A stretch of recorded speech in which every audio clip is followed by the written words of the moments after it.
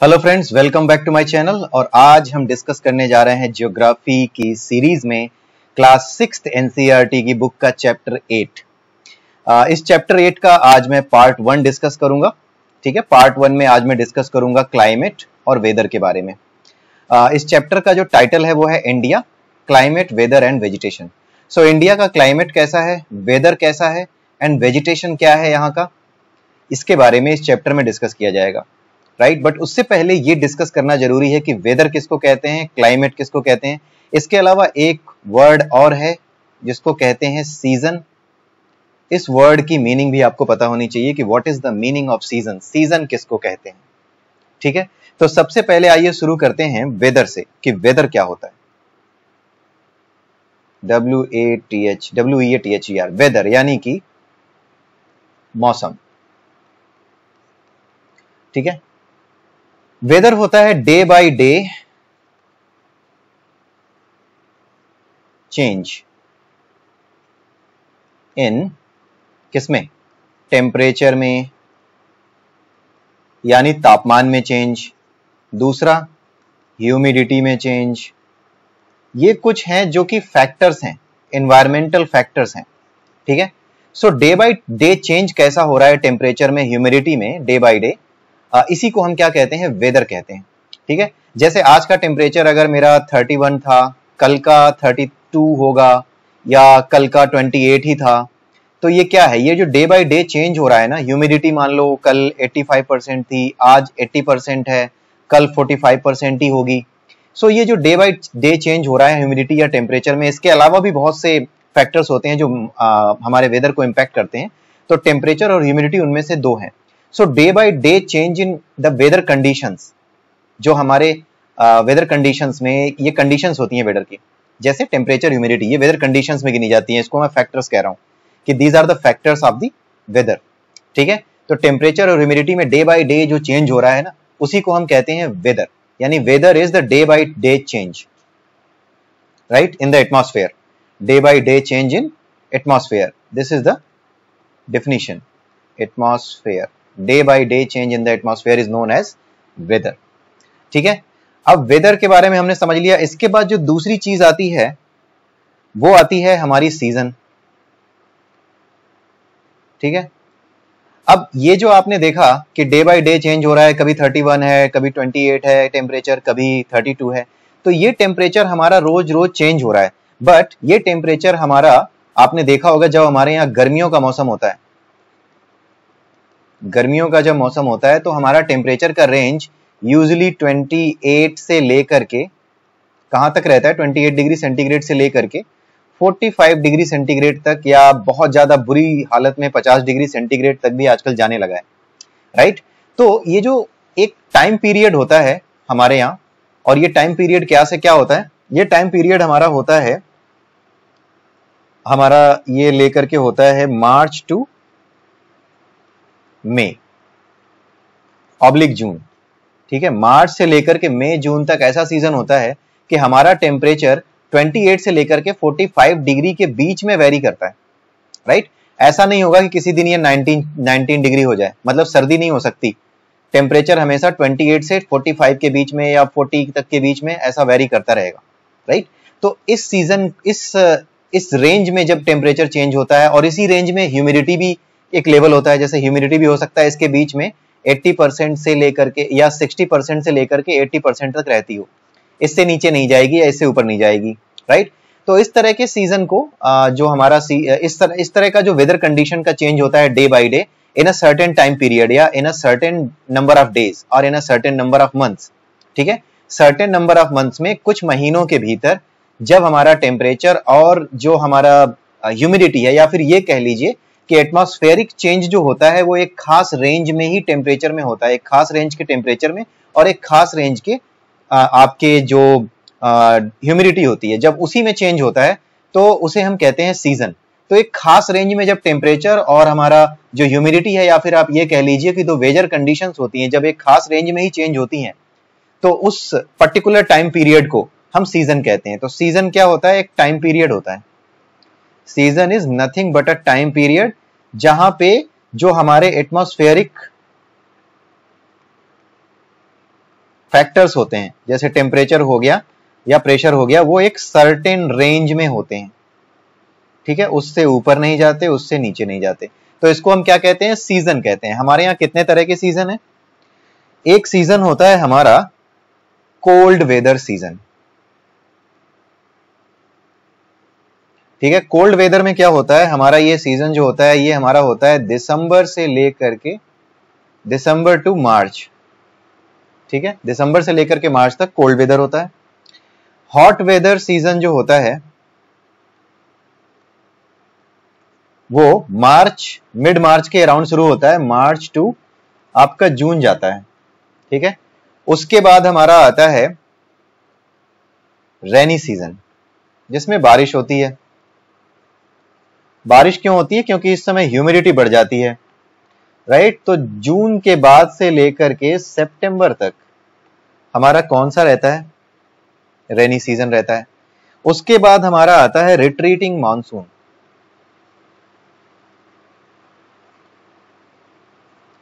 Retreating monsoon,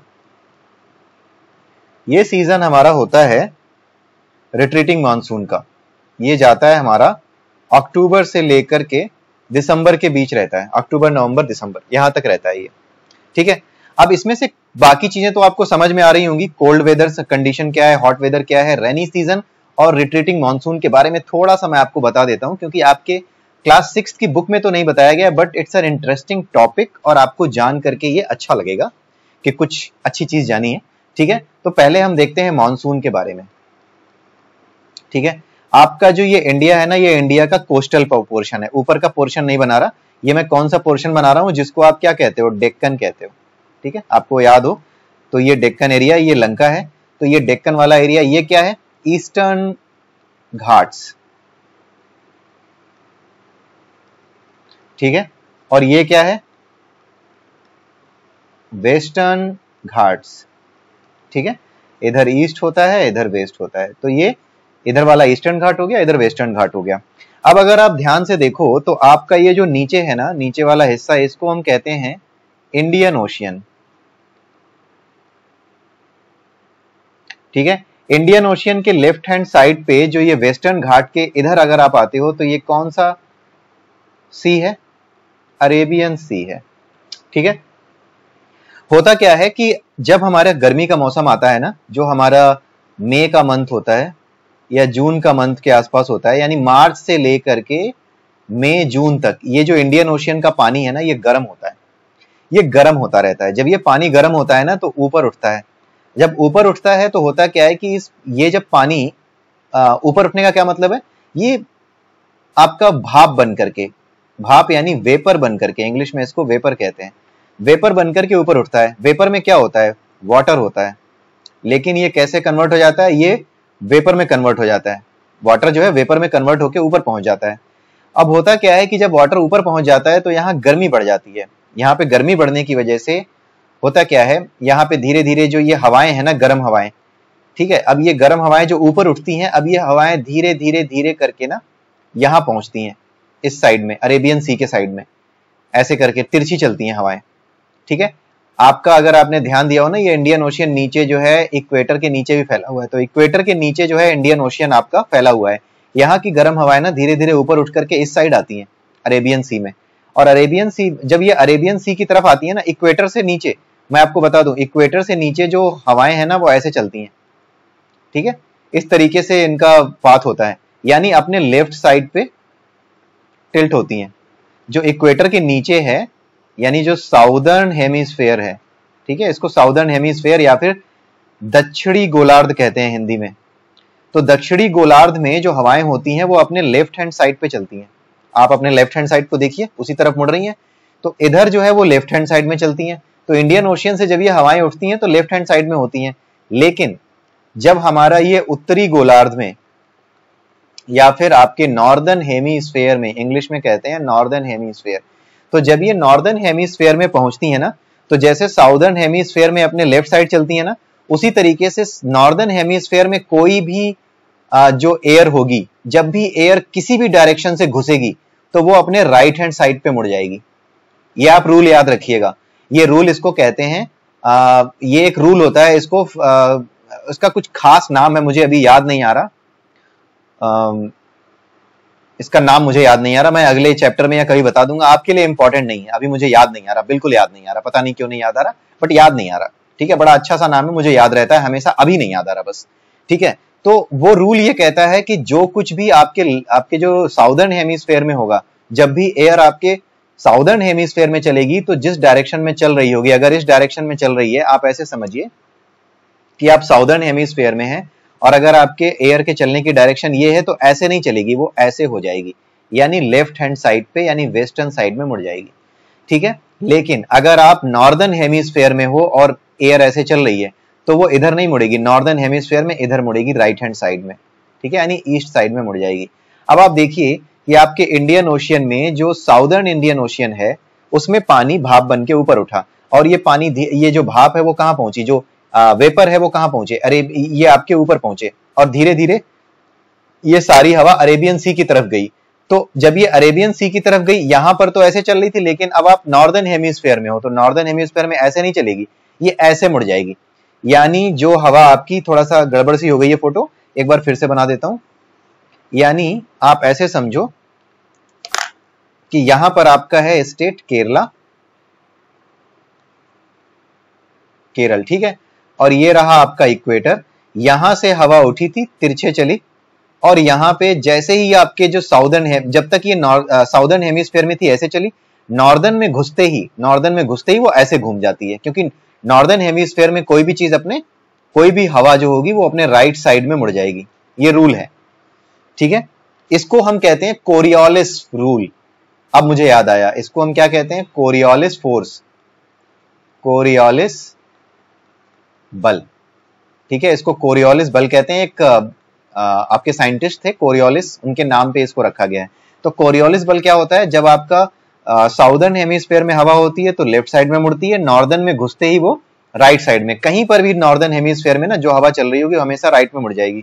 तो जो हवा जिसमें की पानी था, यानी पानी की भाप थी या फिर वाटर वेपर था, वो ऐसे चल रही थी, नॉर्दर्न हेमिस्फेयर में घुसते ही वो ऐसे घूम गई और जाके कहां टकराई, ये जाकर के टकराई कहां पे, केरल में। इसीलिए आपने सुना होगा कि हमारे इंडिया में मानसून कहां से घुसता है, केरल से घुसता है, तो वो ऐसे घुसता है, ठीक है।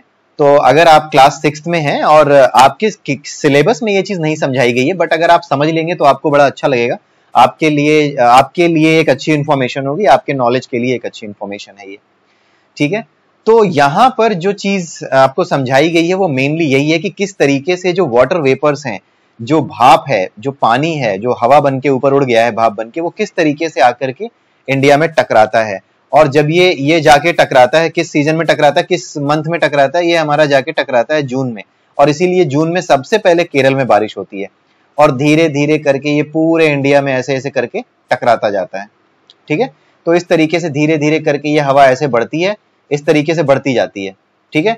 और जब ये हवा ऐसे बढ़ती जाती है ना, तो यहाँ पे आपका है हिमालय, ठीक है। ये धीरे धीरे करके हवा ना बढ़ती जाती है, और ये जुलाई अगस्त सितंबर तक यहाँ पहुंचती है, और हिमालय से जाकर के हिमालय के आगे नहीं जा पाती।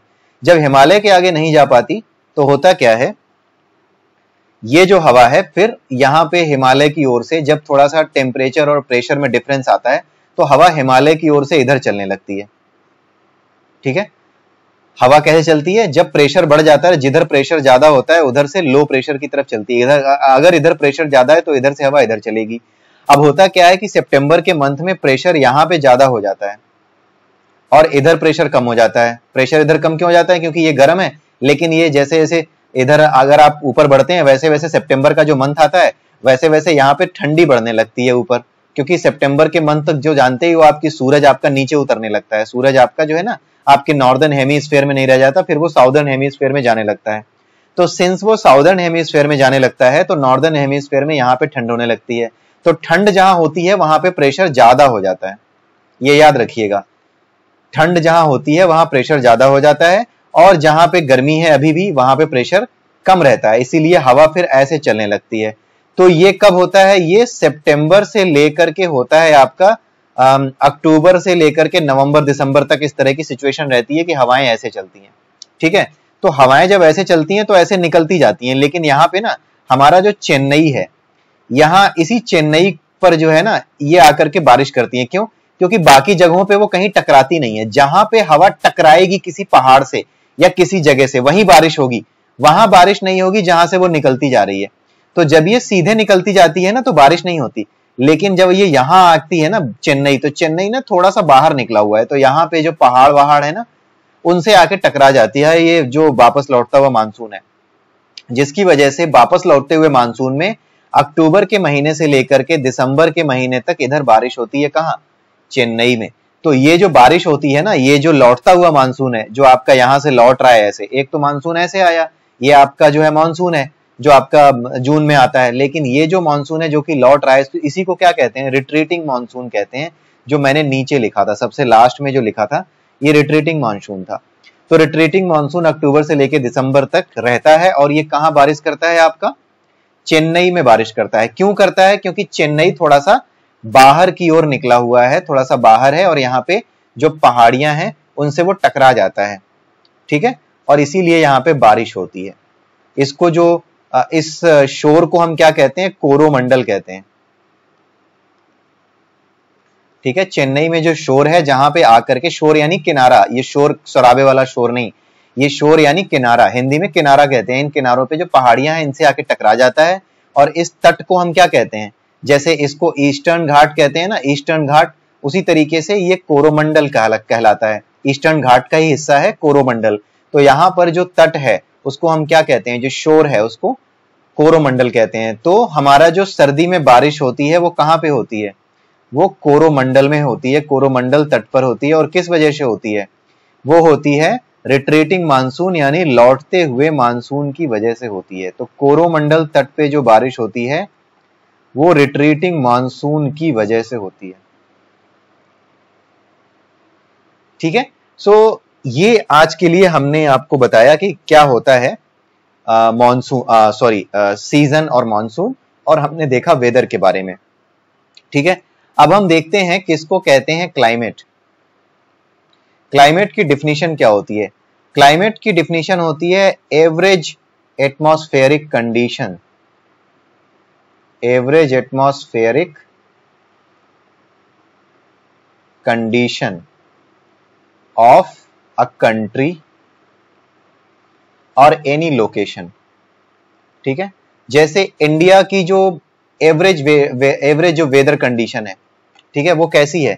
वो गर्म है, ठीक है। क्यों? क्योंकि हमारा जो ईयर है ना, पूरा का पूरा ईयर में हमारा करीब 8 मंथ्स तक गर्मी पड़ती है, इसलिए हमारा जो एवरेज वेदर कंडीशन है, इसको क्या, ये जो एवरेज वेदर कंडीशन है वो कैसी है? गर्म है। सो जो एवरेज वेदर कंडीशन होती है किसी कंट्री की ना, उसी को क्लाइमेट कहते हैं। एवरेज वेदर कंडीशन वो कंडीशन होती है जो हमेशा रहती है, वो चेंज नहीं होती मौसम के साथ। उसको ओवरऑल ईयर कैसे समझा जाता है कि ओवरऑल यहाँ का कंडीशन या ओवरऑल यहाँ का वेदर कैसा है? तो ओवरऑल वेदर हमारा गर्म है, क्योंकि हमारा 8 मंथ्स तक गर्मी ही पड़ती है, ठीक है। थोड़ा सर्दी होती है, थोड़ी गर्मी होती है, तो उसको हम कहते हैं शीतोष्ण, ठीक है। तो शीतोष्ण हमारा जो है वो होता है, ओवरऑल मिला करके हमारा जो क्लाइमेट होता है वो शीतोष्ण है। इसको इंग्लिश में क्या कहते हैं मुझे याद नहीं आ रहा, प्लीज तो आप लोग देख लीजिएगा शीतोष्ण को क्या कहते हैं, ठीक है। तो ये जो आपका है, आपका जो क्लाइमेट है हमारा शीतोष्ण है, सब ट्रॉपिकल शायद कहते हैं, ठीक है। तो ये हमारा जो क्लाइमेट है हमारा सब ट्रॉपिकल क्लाइमेट है, ठीक। तो ये ऐसा क्यों होता है? हमारा जो है ना, हमारा अगर आप देखोगे तो इंडिया जो है, मैं यहां पर बनाकर दिखाता हूं आपको, ये रहा हमारा इंडिया। यहां पर अगर हिमालय ना होता ना, हिमालय की वजह से जो हमारी इधर जो ठंडी हवाएं हैं ना वो हमारे तरफ आ नहीं पाती, इसीलिए हिमालय की ऊंचाई की वजह से ना जो गर्मी और जो ह्यूमिडिटी है वो यहीं बनी रहती है, घूमती रहती है। इसी वजह से ना हम ट्रॉपिक ऑफ कैंसर तो हमारे इंडिया के बीचों बीच निकलता है, ट्रॉपिक ऑफ कैंसर के ऊपर जब हम जाते हैं ना तो ठंड बढ़ती है। हमारा इंडिया जो है वो ट्रॉपिक ऑफ कैंसर के ऊपर हमारा दिल्ली पड़ता है, ठीक है। हमारा दिल्ली और हरियाणा, पंजाब, ये सब हमारे ना ट्रॉपिक ऑफ कैंसर के ऊपर पड़ते हैं, और जो कुछ भी ट्रॉपिक ऑफ कैंसर के ऊपर है वहां पर तो ठंडी पड़नी चाहिए, क्योंकि ट्रॉपिक ऑफ कैंसर के ऊपर सूरज की रोशनी सीधे नहीं जाती। लेकिन होता यह है कि ये जो हमारा हिमालय है ना, इस हिमालय से ये हवाएं टकराती रहती हैं और बाहर उधर नहीं जा पाती, और इधर वाली हवाएं हिमालय से इधर नहीं आ पाती, क्योंकि हिमालय के उस साइड ना ठंडी हवाएं चलती हैं, लेकिन हिमालय बीच में आ जाता है, इसलिए वो ठंडी हवाएं इधर नहीं आ पाती, तो उधर की ठंडी हवा इधर नहीं आती और इधर की गर्म हवा उधर नहीं जा पाती। तो होता यह है कि ये हवा ना यहाँ से हिमालय से टकरा के ऐसे ही यहीं पे घूमती रहती है। इसीलिए जो इंडिया का क्लाइमेट है वो गर्म क्लाइमेट है। ठीक है, गर्म क्लाइमेट क्यों है? क्योंकि हिमालय है। तो इसी को हम कहते हैं कि हमारा, इसी वजह से हम कहते हैं कि हमारा जो क्लाइमेट है इंडिया का वो हॉट क्लाइमेट है। ठीक है, और इसका इंग्लिश में जो आपका जो है वो सब ट्रॉपिकल है, सब ट्रॉपिकल क्लाइमेट है हमारा। ठीक है, हो सकता है मैं ये सब ट्रॉपिकल गलत वर्ड यूज कर रहा हूं, क्योंकि एग्जैक्टली मुझे बिल्कुल याद नहीं आ रहा अभी कि इंग्लिश में इसको क्या कहते हैं, लेकिन मैं आपको सही करके बता दूंगा इसे सब ट्रॉपिकल कहते हैं या क्या कहते हैं। तो ये सब ट्रॉपिकल क्लाइमेट है, क्योंकि ट्रॉपिक ऑफ कैंसर ऊपर से निकलता है, तो सब ट्रॉपिकल ही है। ठीक है, क्लाइमेट हमारा सब ट्रॉपिकल है, लेकिन रहता ये गर्म है। रहता ये कैसा है? ये जो हमारा ट्रॉपिकल क्लाइमेट रहता है, हमारा क्लाइमेट ट्रॉपिकल रहता है, बजाय इसके कि ये सब ट्रॉपिकल है। फिर भी सब ट्रॉपिकल होने के बावजूद भी ये ट्रॉपिकल की तरह बिहेव करता है, यानी गर्म रहता है। ट्रॉपिक्स पे सीधे गर्मी पड़ती है, सीधे रोशनी पड़ती है सूरज की, इसलिए वहां गर्मी कही जाती है। इसीलिए उसको ट्रॉपिकल क्लाइमेट कहा जाता है, जहां सूरज की रोशनी सीधे पड़ती है। लेकिन ऊपर जाने पे तो सूरज की रोशनी सीधे नहीं पड़ती, तो दिल्ली, हरियाणा, पंजाब ये तो थोड़े ठंडे होने चाहिए, लेकिन यहाँ भी गर्मी पड़ती है दबा के।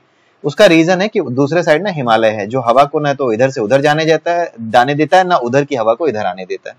ठीक है, तो इस वजह से हमारा जो क्लाइमेट है वो ट्रॉपिकल क्लाइमेट, सब ट्रॉपिकल क्लाइमेट, सब ट्रॉपिकल रीजन में हमारा ट्रॉपिकल क्लाइमेट जैसा बिहेव करता है। ठीक है, ट्रॉपिकल रीजन में है, बट सब ट्रॉपिकल रीजन में होने के बावजूद भी हमारा ट्रॉपिकल रीजन की तरह बिहेव करता है हमारा क्लाइमेट जो है इंडिया का। सो क्लाइमेट की डेफिनेशन, वेदर की डेफिनेशन और सीजन की डेफिनेशन ये आपको समझ में आ गई होंगी। ये बेसिक्स थे, और इसमें मैंने एक्स्ट्रा बहुत सी चीजें आपको बताई हैं, सो दैट आपको थोड़ा इंटरेस्ट आए।